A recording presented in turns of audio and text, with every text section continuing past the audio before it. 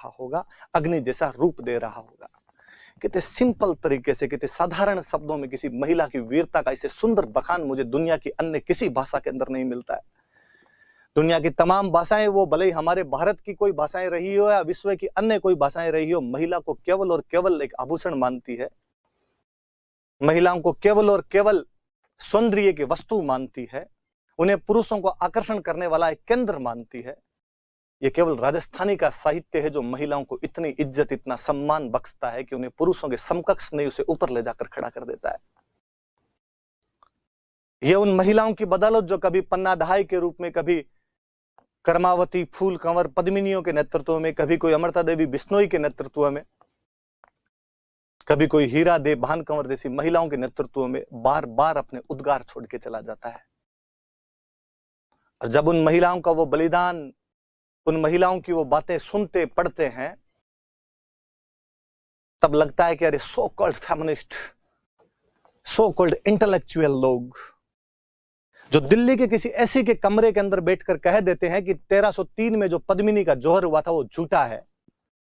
वो केवल कल्पना है, वरना कोई भी महिला जौहर की ज्वाला के अंदर नहीं जा सकती, अग्नि के अंदर अपने को नहीं झोंक सकती है, राजस्थान के कवियों की कल्पना मात्र है। तब उन्हें बताना पड़े कि चूंकि तुम लोगों ने वो व्यवस्था ही नहीं देखी है, इसलिए तुम्हें लगता है कि ऐसा नहीं हो सकता है। तुम वो महिलाएं हो जो जिम के अंदर 2.5 किलो के बाट को उठाने के बाद में अपने कमर में लचक का अखबार के अंदर वर्णन करती हो।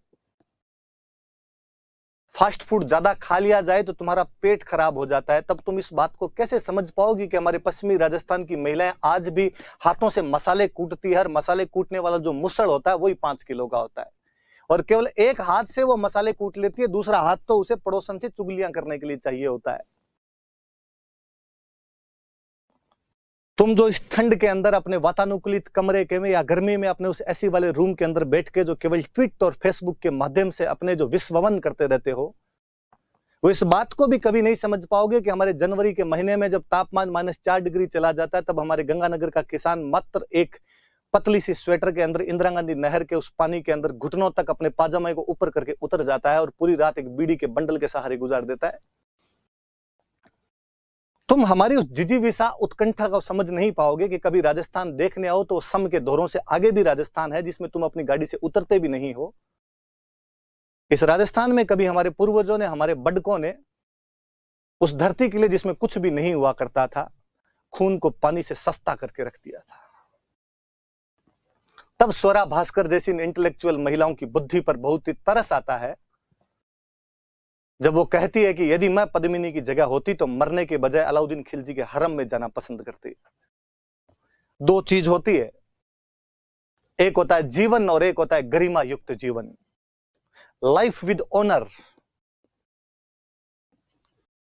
जीवन यह है कि पद्मिनी जौहर ना करती और अलाउद्दीन खिलजी के साथ में चली जाती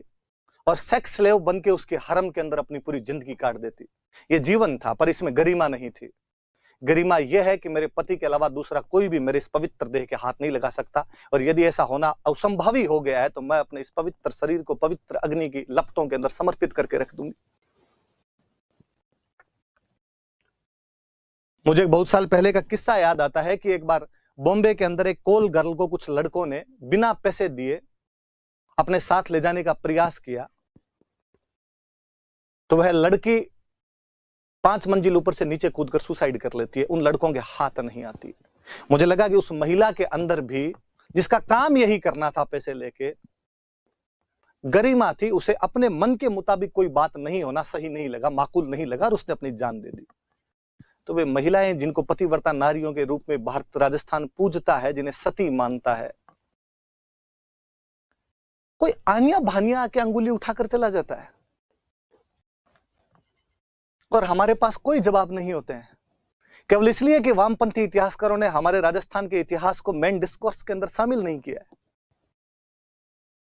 केवल इसलिए कि भारत के बाकी जगह के लोग किसी हीरा दे नाम की महिला के बारे में जानते नहीं है, जिसने अपने विश्वासघाती पति बीका दहिया को मारकर रख दिया था। मुझे और लगता है कई बार कि हमारा पानी खुद का कितना, हमारा खून कितना पानी हो गया होगा कि किसी समय में हमारे राजस्थान के अंदर वो पूर्वज रहे होंगे जो इतने महान महान काम करते थे। इवन ये केवल मैं राजा महाराजाओं की बात नहीं कर रहा, गांव गांव में आपको ऐसी कहानियां मिलेगी। मेरे दादाजी ने अक्सर कोई कहानियां सुनाते रहते हैं कि अपने यहां पर एक चौधरी था और वो भैंस के ऊपर से छलांग लगा जाया करता